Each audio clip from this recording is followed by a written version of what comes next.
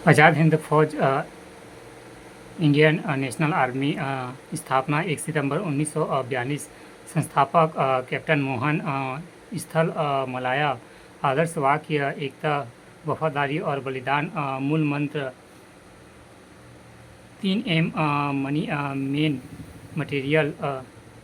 2 जुलाई 1943 ई को सुभाष चंद्र बोस ने चलो दिल्ली का नारा दिया। 4 जुलाई 1943 ई को सुभाष चंद्र बोस इंडियन प्रेसिडेंट ली की अध्यक्षता बने। 5 जुलाई 1943 ई को आज़ाद हिंद फौज के निर्माण की घोषणा की गई। 7 जुलाई 1943 ई को आज़ाद हिंद फौज का नेतृत्व सुभाष चंद्र बोस को प्रदान किया गया। मार्च गीत कदम बढ़ाए जा को संगीत में बद्ध करने का श्रेय इंडियन नेशनल आर्मी के सिपाही एवं कैप्टन राम सिंह ठाकुर एवं पिथौरागढ़ उत्तराखंड को जाता है। 21 अक्टूबर 1943 ई को सिंगापुर के खेतोहाल में अस्थायी सरकार बनाने की घोषणा की गई। सुभाष चंद्र बोस ने सैनिक का आह्वान करते हुए कहा, तुम मुझे खून दो, मैं तुम्हें आज़ादी दूंगा।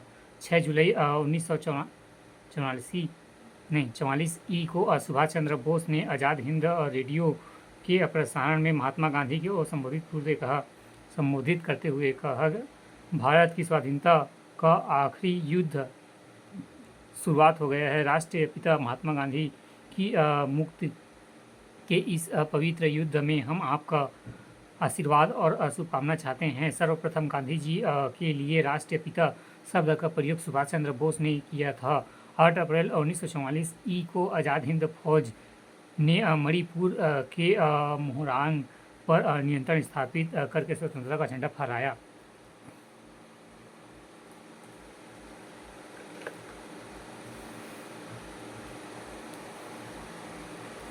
फॉरवर्ड ब्लॉक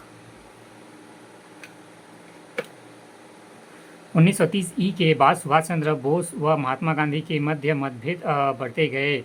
1937 ई में जेल से छूटने के बाद उन्होंने अनुभव किया कि कांग्रेस में समाजवादी तत्व कमज़ोर हो गए हैं। उन्हें जब तक एक मंच संगठित नहीं किया जाएगा तब तक वे समाजवादी कार्यक्रम को आगे नहीं ले जा सकते हैं। तथा उन्होंने कांग्रेस के अंतर्गत कांग्रेस समाजवादी व अतिवादी वामपंथियों का एक समूह बनाने का प्रस्ताव किया जो न्यायपूर्ण कार्यक्रम के आधार पर कार्य करे। लेकिन शीघ्र ही कांग्रेस समाजवादी इससे अलग हो गए। महात्मा गांधी ने सुभाष चंद्र बोस का विरोध किया, उन्हें कांग्रेस के सभापति पद से त्यागपत्र देने का बाध्य किया। जब बोस ने फॉरवर्ड ब्लॉक की स्थापना की, महात्मा गांधी व उनके समर्थन ने इस कांग्रेस को दुर्बल करने की दशक में प्रयत्न बताया।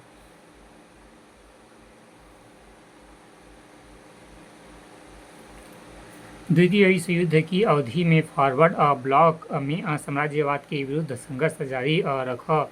सरकार ने इस संस्था को गैर कानूनी घोषित किया तथा बोस के साथ अन्य नेताओं को कैद किया। बोस किसी तरह से देश में चले गए। उन्होंने आज़ाद हिंद फौज का नेतृत्व संभाला। सुभाष चंद्र बोस के मृत्यु पर गठित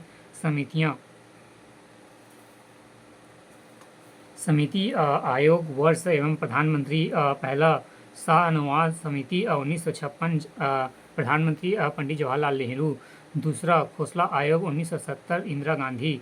तीसरा मनोज मुखर्जी 1999 अटल बिहारी वाजपेयी। विशेष पूर्व सांसद समर गुहा की पुस्तक नेताजी डेड और अलाइव। महात्मा गांधी ने बोस को देशभक्त कहा है।